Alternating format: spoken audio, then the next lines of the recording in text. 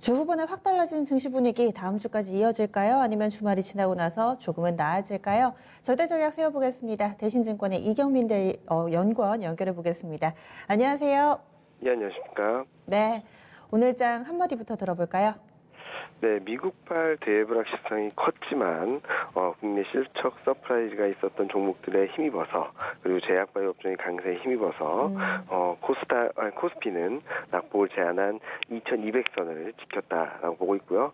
코스닥도 낙폭이 0.8%로 있었지만 790선에서 선방을 하고 있다라고 보고 있습니다. 다시 말씀드리면 미국 증시가 급락을 했고 중국 증시도 3%대 급락을 하고 있음에도 불구하고 대내 모멘텀, 국내 모멘텀에 의해서 코스피, 코스닥 모두 하락폭은 제한적이었다라고 볼 수 있겠습니다. 이 정도면은 대외 악재를 딛고 양호한 조정이었다 이렇게 보고 계신 것 같은데요. 오늘 장에서 좀 구체적으로 볼 만한 부분들 더 짚어주세요. 네, 오늘 새벽 마감된 미국 증시가 굉장히 불안하게 끝났습니다. 그 이유는 미국 주간 신규 실업수당 청구 건수가 141만 6천 건을 기록했거든요. 이는 예상치 130만 건을 넘어섰고 16주 만에 전주 대비 청구 건수가 늘어나는 모습을 보였습니다. 미국 코로나19 확산이 지속됨에 따라서 고용시장 회복에 좀 제동이 걸리고, 이런 변화들은 미국 경기 회복 속도에 좀 부정적이지 않을까라는 불안감들이 유입된 영향이라고 생각을 하거든요.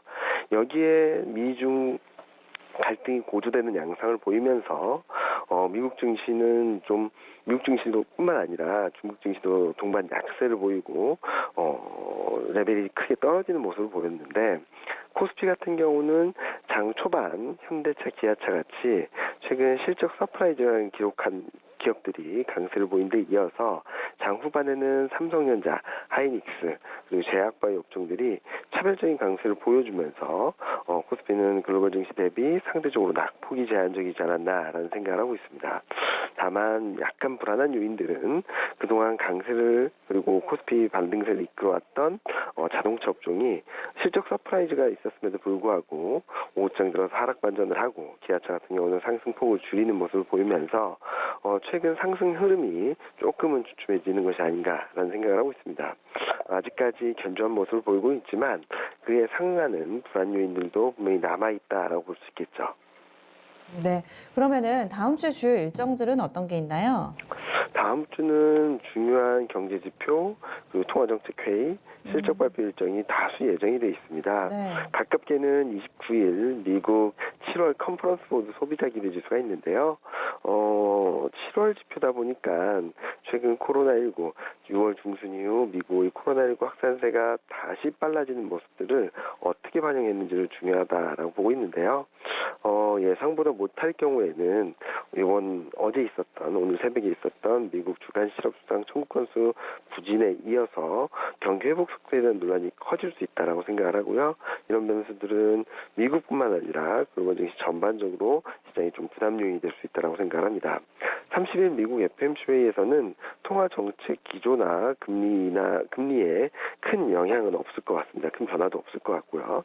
다만 시장이 기대하는 것과 연준의 스탠스 간의 괴리가 존재한다면 6월 FOMC 회의 때 충격이 있었던 것 정도로 있었듯이 현실과 기대 간의 괴리를 확인하는 시간이 좀 있지 않을까라는 생각을 합니다.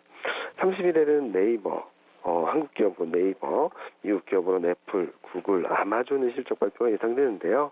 코로나19 국면에서도 차별적인 성장, 그리고 모멘텀을 보여줬던 종목들이고 실적 개선이 기대되는 종목들이다 보니까 이들 종목 실적이 향후 증시 또는 주가에 어떤 영향을 미칠지 좀 지켜보시면 좋을 것 같고요. 31일 중국 7월 PMI는 중국은 코로나19 진정이 지속되면서 경제활동은 재개되고 있지만 최근 들어서 자연재해 이슈가 좀 크게 부각되는 것 같습니다.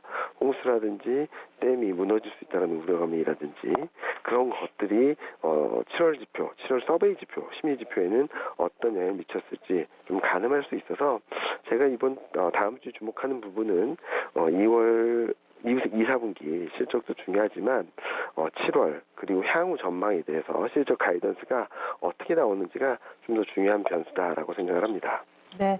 뭐 샷샷댐이라든지 이런 부분까지 좀 보고 계신 것 같아요. 아직까지 우려하는 시나리오로 흘러가고 있지는 않지만은 신뢰에는 어느 정도 영향을 미칠지 이 부분을 확인할 수 있는 경제 지표도 함께 좀 나오네요.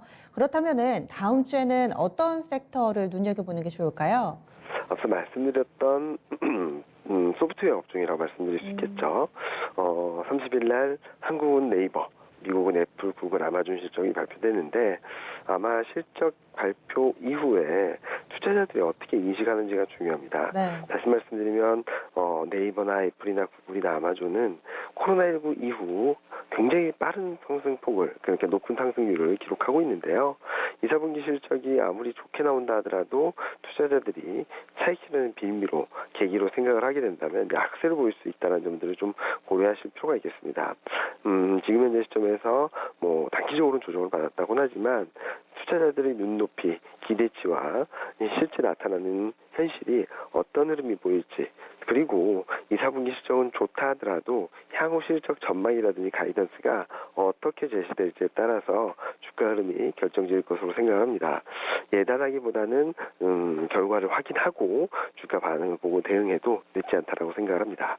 예측보다는 대응의 영역, 그리고 포인트는 실적으로, 그렇다고 뭐 전년 동기 대비 늘었다고 마냥 좋은 것도 아니고 그 기준점을 어디에 놓느냐에 따라서 또 시장의 반응, 대응 전략 이런 부분들을 달리해야 되겠네요. 전체적으로 다음 주 절대 전략은 어떻게 세우는 게 좋을까요? 이번 주부터 높아진 기대를 확인하는 시간이 계속되고 있습니다. 경제 지표도 그렇고요. 이번 주는 대표적으로 주간 실업수당 청구 건수가 되겠죠. 그리고 다음 주는 7월 경제 지표, 그리고 기업 실적, 중국 쪽의 7월 PMI 같이 코로나19 확산된 데 따른 영향력을 감안할 수 있고 6월 말 7월 초 최근까지 투자 심리를 위축시킬 수 있을 만한 변수들에도 불구하고 경제지표 서프라이즈, 실적 서프라이즈가 시장을 상승을 이끌어왔다면 지금은 그런 서프라이즈 모멘텀들이 약해질 수 있는 시점이 아닌가라는 생각을 합니다. 따라서 지금 특히 다음 주는 높아진 기대를 확인하는 시간인데 그 결과를 확인하고 대응을 해도 늦지 않다는 말씀을 드리고 있고요.